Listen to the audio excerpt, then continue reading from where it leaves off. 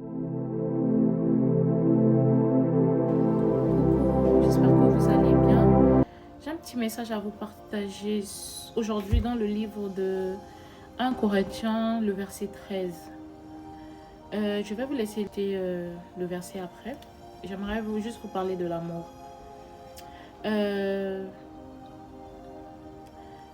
On peut avoir la foi qui déplace les montagnes. On peut parler toutes les langues des anges. On peut tout faire.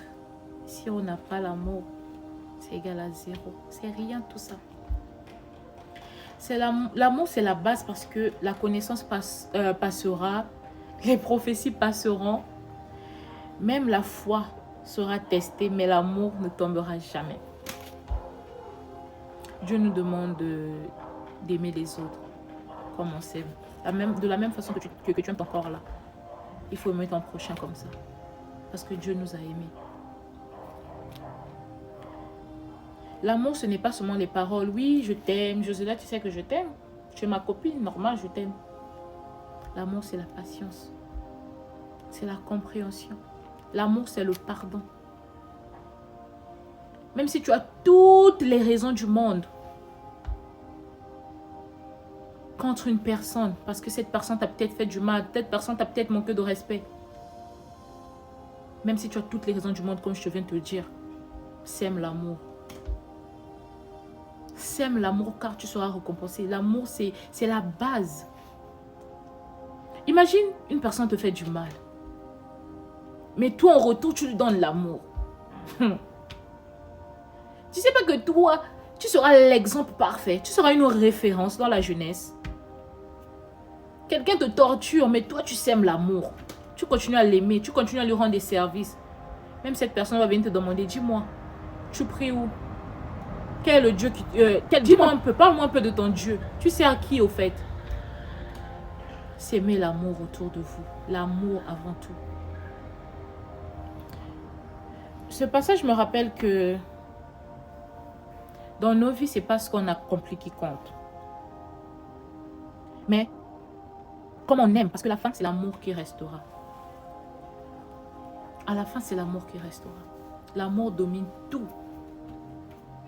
Tu peux faire tout ce que tu veux. Les dons, aider les orphelins, déplacer les montagnes parce que tu as une foi immense, prophétiser, guérir les malades. Tu peux faire tout ce que tu veux. Prendre même tous tes biens. Aller donner aux pauvres, aux démunis, aux orphelins. Fais tout ce que tu veux. Tu peux même te dépouiller de tout. Tu donnes aux pauvres. Si tu n'as pas l'amour, c'est rien. C'est rien tout ça. L'amour. On se dit souvent que quand je fais ça, j'aime. C'est parce que j'aime que j'ai fait ça. Non, au fond de ton cœur. Tu aimes ton frère, tu aimes ta soeur, ta cousine. Tu l'aimes. Pose-toi la question. C'est parce qu'une fois, ta cousine a dit un truc qui t'a blessé qu'aujourd'hui, tu te dis... C'est parce que ta copine t'a dit quelque chose que tu l'aimes plus. Tu vis avec elle par hypocrisie. Tu vis avec elle par intérêt maintenant. Surtout ici en Europe, j'ai souvent l'habitude d'entendre « oui, vis par intérêt ». Quoi? C'est parce que la Bible m'enseigne. Hein? Je suis désolée. Même dans des relations, oui. On a talab à profit à moun. Je suis avec le gars là parce qu'il va me donner ceci. Après, c'est toi qui te maries parce que ça te plaît. Cette vie te plaît au fait. Et puis, c'est toi qui vas demander le mariage à Dieu. Ah, Seigneur. Que Dieu nous pardonne. Ne profitez pas des autres. Aidez sans rien attendre en retour. Aimez sans intérêt. Aujourd'hui, tu vis avec quelqu'un. Ne vois pas le mal en cette personne.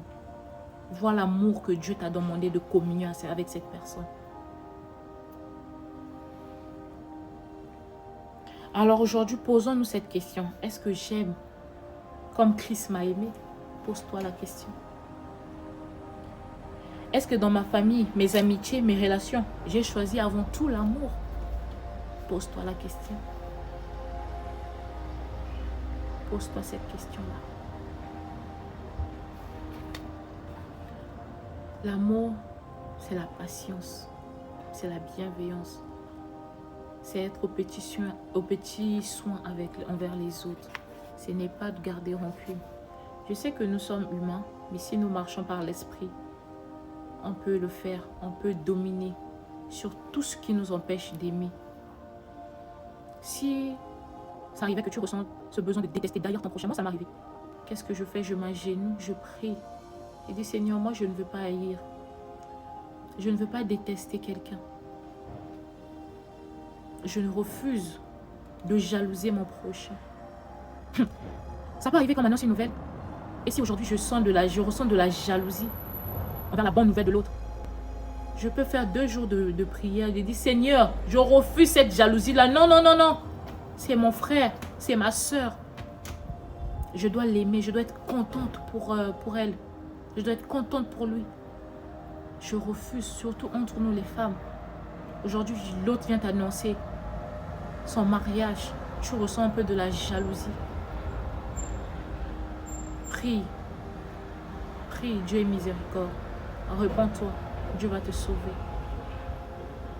Vraiment, mets cet amour au-devant de toi. Je te jure, quand tu pries, enlève-moi d'abord tes demandes. Là, Seigneur, donne-moi ceci, donne-moi le mariage, donne-moi les enfants, donne-moi le boulot, donne-moi ceci. Demande l'amour à Dieu. Dis, Seigneur, je veux recevoir l'amour en moi. Je veux partager cet amour autour de moi. Je veux partager cet amour dans ma famille, dans ma communauté chrétienne. Je veux partager cet amour autour de moi. Même avec mes frères, même des païens, je veux partager cet amour. Parce que Dieu vit avec tout le monde. Toi, chrétien, tu vois un frère qui ne prie pas. Tu ne peux pas lui donner l'amour. Tu ne peux pas lui parler tu ne peux pas lui partager cet amour-là. Dieu n'a pas de religion. Je suis désolée. La religion est venue bien après. S'aimer. Aimez-vous les uns les autres.